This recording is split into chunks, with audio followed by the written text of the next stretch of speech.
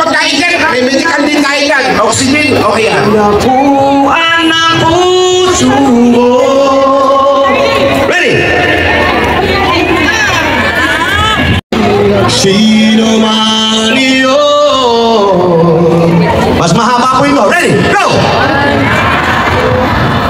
Mamatay. Mamatay.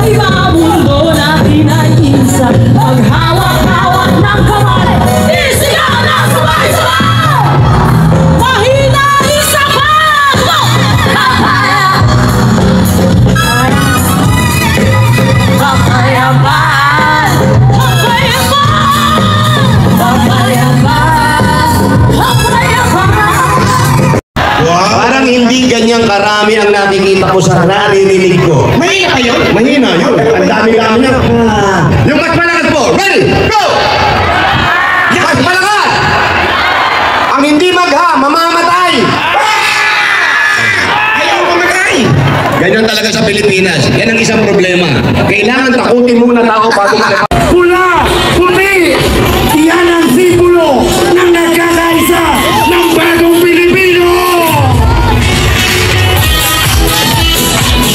Grabe naman, oh! Napakasaya! Napakasaya!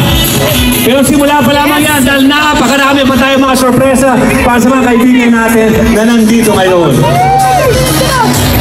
Ayan po, napakasarap tingnan naman. Talaga natin ang pagsalubong sa bagong Pilipinas. Yes! Ayan po, ang confetti patuloy pa rin. So ngayon, partner Paolo, Yes. Meiji, ibitinin muna natin sila dahil sino ba rito yung mga batang 90s? Gusto ko sabay-sabay po tayo. Tuloy na yung saya! Tuloy yung saya! Tanggalin mo na lahat ng problema dahil lahat po na mangyayari ngayong gabi ay para po sa ating mga Pilipino. At kasama niyo, andyan po si Vice. Pwede pala, pwede isama natin si Vice, sugod bahay na makapagpasirituloy tayo katulad ng ating Vice President Sara Duterte! Bye! Mga Brad, nung unang punta ko pa lang, huling punta ko dito sa Luneta. Ako kasi laki po ako sa punto. Yung huling punta ko, halos makikita mo, ang dami nagpuputbol dyan, ang dami lahat na ginagawa ngayon, puro ulo na lang ang nakikita ko. Nagulat kami na ganun karami ang tao dito, na ibig sabihin, yan lang ang palatandaan na tayong lahat ay nagkakaisa. Yes!